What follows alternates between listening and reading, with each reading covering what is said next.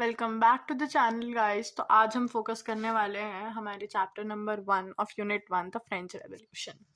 French revolution एक आसान chapter है। अगर आप अ, उसको टॉपिक्स वाइज पढ़ो, एक एक टॉपिक को अगर आप समझ के चलोगे तो बहुत आसानी से आप ये चैप्टर कर सकते हो, क्योंकि हिस्ट्री है, आपको कुछ चीज़ें तो याद करनी पड़ेगी। तो मैंने अभी पूरे चैप्टर का डिस्क्रिप्शन बनाया है टॉपिक वाइज, तो पहले हम उसको देखते हैं, उसके बाद हम नेक्स्ट वीडियो से चैप्टर शुरू करेंगे। तो फ्रेंच रेवोल्यूशन में इनके 6 ही टॉपिक हैं, बट थोड़े लंबे हैं और टॉपिक्स में भी कुछ सब टॉपिक्स हो सकते हैं। तो पहला टॉपिक है French society during the late 18th century. ये जो टॉपिक है ना, इसमें सबसे पहले तो आप ट्रेजर के बारे में पढ़ोगे, बर्बन फैमिली के बारे में पढ़ोगे कि बर्बन फैमिली के एक राजा थे लुई 16। वो जब उन्होंने थ्रोन उनको मिला, जब वो राजा बने, तो ट्रेजर की क्या हालत थी, एम्प्टी ट्रेजर था, उसके क्या रीजंस थे। फिर उधर सोसाइटी का क्या स्ट्रक्चर था, मतलब middle class people, high class people, rich people, तो उन कैटेगरीज में कौन कौन से लोग आते थे, लेबरर्स किस में आते थे और आपके ज्वेलर्स किस उसमें आते थे कैटेगरी में। फिर जो हमारा पॉपुलेशन और जो पॉपुलेशन का स्ट्रगल था सरवाइव करने के लिए, हम उसके बारे में पढ़ेंगे। सेकेंड टॉपिक हमारा है the outbreak of the revolution. इस टॉपिक में हम पहले पढ़ेंगे स्टेट जनरल के, स्टेट जनरल क्या था, उसका क्या काम था, ऑल अबाउट दैट। फिर जो हमारा वोटिंग का एक नया सिस्टम निकाला गया था, उस टाइम पे वोटिंग का एक नया सिस्टम निकाला था, हम उसके बारे में पढ़ेंगे। उसके बाद हम सिंबल्स पढ़ेंगे, पॉलिटिक्स के पॉलिटिकल सिंबल्स पढ़ेंगे, जैसे द ब्रोकन चेन, द आई, ये सारे हम सिंबल्स पढ़ेंगे, उनकी क्या इन्फ्लुएंस, उनका क्या मतलब था, हम ये सब पढ़ेंगे। फिर आता है third topic, France abolishes monarchy and becomes a republic. Monarchy सबको पता है, बट फिर भी एक बार मैं बता देती हूँ फॉर द चिल्ड्रन जिनकी वोकैबुलरी थोड़ी सी वीक है या जिन्होंने पहले कभी मोनार्की पे फोकस नहीं किया कि इस वर्ड का क्या मतलब है, क्या सेंस बनती है। तो मोनार्की क्या होता है कि एक गवर्नमेंट का फॉर्म है जिसमें एक हेड होता है जिसको हम मोनार्क बोलते हैं।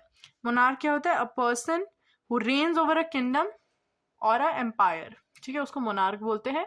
और जो फॉर्म ऑफ गवर्नमेंट होती है हम उसे मोनार्की बोलते हैं। अब इस पूरे टॉपिक में हम जैकोबिन्स क्लब के बारे में पढ़ेंगे कि जैकोबिन्स क्लब में कौन से लोग थे, वो क्या करते थे, क्या कैसा क्लब था। और प्रूशिया और ऑस्ट्रिया के बीच में जो वॉर हुई थी, हम उसके बारे में पढ़ेंगे। Next comes the fourth topic, did women have a revolution. हमें पता है कि पुराने टाइम में मेन बहुत डोमिनेटिंग होते थे, सारा काम मेन करते थे, बट वुमेन का भी तो कुछ रोल होगा। जब रेवोल्यूशन हो रहा है, revolution is not a small thing, तो क्या वुमेन का रोल था उस रेवोल्यूशन में। तो इस टॉपिक में हमें बताया जाएगा कि वुमेन की कंडीशन कैसी थी, जो जब पूरा रेवोल्यूशन चल रहा था, रेवोल्यूशन से पहले वुमेन की क्या कंडीशंस थी, उन्होंने क्या डिमांड्स रखी थी। आप रेवोल्यूशन किस लिए करते हो, रेवोल्यूशन इसलिए करते हो ताकि आप जो चाहते हो, आपकी जो डिमांड है, उसको फुलफिल किया जाए। अब उसको फुलफिल करने के लिए क्या डिमांड थी वो तो पता होनी चाहिए, तभी तो फुलफिल करेंगे कि आप किस चीज़ के लिए एक्चुअल में रेवोल्यूशन कर रहे हो। तो हम उन डिमांड्स के बारे में पढ़ेंगे।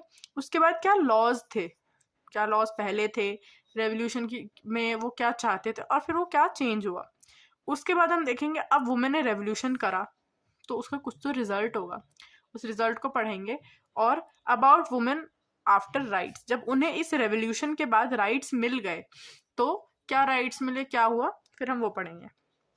फिर आ जाता है fifth topic, the abolition of slavery. Slavery क्या है, स्लेवरी आपको स्लेव्स का मतलब पता है कि जो मतलब हमारे लिए काम करते हैं, हम जिनसे काम करवाते हैं उन्हें हम स्लेव्स बोलते हैं, दास हिंदी में कहते हैं ना, दास। तो स्लेवरी क्या थी, क्यों बंद करी गई, कैसे बंद करी गई, हम ये पढ़ेंगे। Also we will study about the slavery trade in France.